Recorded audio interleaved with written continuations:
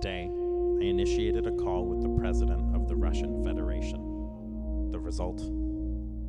Silence. Although the silence should be in Donbass.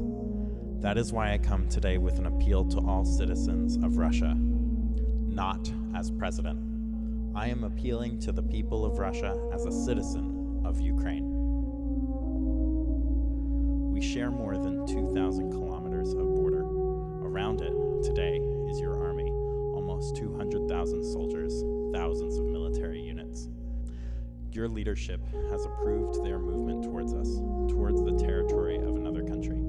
This step can become the start of a huge war on the European continent. The whole world is talking about what can happen any day now. A reason can appear at any moment, any provocation, any spark. A spark that has the potential of burning everything down. You are told that this flame will bring freedom to the people of Ukraine, but the people of Ukraine are already free. They remember their past and are building their own future. They are building it, not destroying it, as you were told every day on TV. Ukraine in your news and Ukraine in reality are two completely different countries. The most important difference is that ours is real. You are being told that we are Nazis, but how can a nation be called Nazis after sacrificing more than 8 million lives to eradicate Nazism?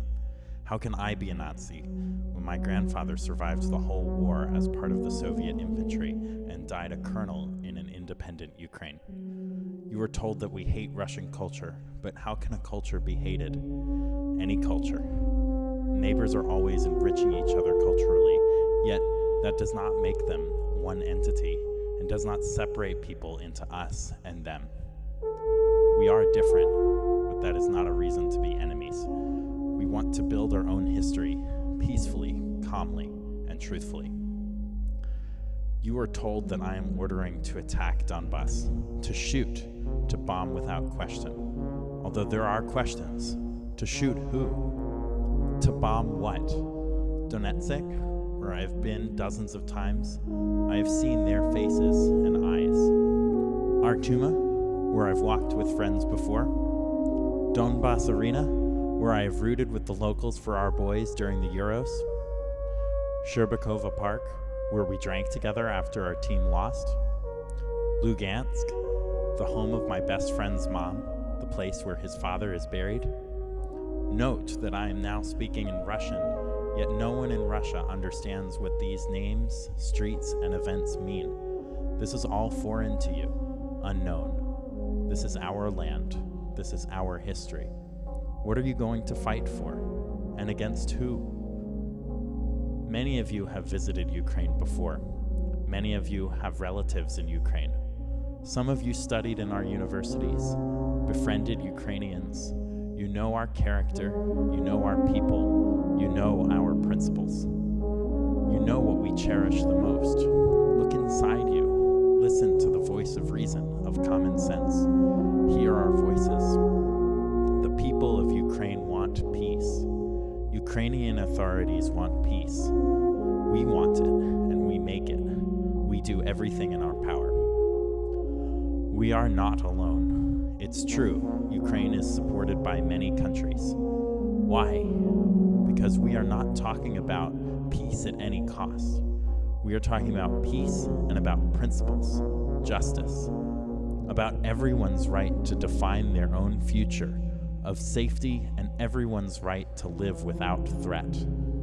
All of this is important to us. All of this is important for peace. I know this is also important for you. We know for sure that we don't want war. Not cold, not hot, not hybrid. But if we are threatened, if someone is trying to take away our country, our freedom, our lives, the lives of our children, we are going to defend ourselves. Not attack, defend. By attacking us, you are going to see our faces, not backs, our faces. War is a big distress, and it has a huge price, in all meanings of this word. People lose their money, reputation, quality of life, freedom, and most important, people lose their loved ones. lose themselves. A lot of things are always lacking in war. But what is in abundance is pain, dirt, blood, and death. Thousands, tens of thousands of deaths. You were told that Ukraine is a threat to Russia. This was not true before, not now, and won't be in the future. You want security guarantees from NATO. We also want guarantees of our security, the security of Ukraine, from you, from Russia, from other guarantors of the Budapest Memorandum. Today, we are not part of random security alliances. The security of Ukraine is tied to the security of our neighbors. That is why we are now talking about the security of all Europe. But our main goal is peace in Ukraine and the safety of our citizens, of Ukrainians. We are determined to let everyone know about this, including you. War is going to deprive everyone of guarantees. No one will have guarantees of security. Who is going to suffer from this most? The people. Who doesn't want this more than anyone? The people. Who can prevent all of this from happening? The people. If these people are among you, I'm sure they are. Public figures, journalists, musicians, actors, athletes, scientists, doctors, bloggers, stand-ups, TikTokers, and more. Ordinary people. Ordinary, simple people. Men, women, old, young, fathers, and most importantly, mothers. Just as much as the people in Ukraine, no matter how much they try to convince you of the opposite. I know that my announcement will not be heard on Russian television, but the citizens of Russia have to see it. They have to know the truth. And the truth is that this needs to stop before it's too late.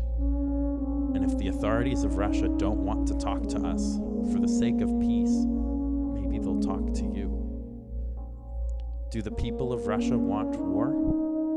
I would like to be able to answer this, but the answer depends only on you, the citizens of the Russian Federation. Thank you.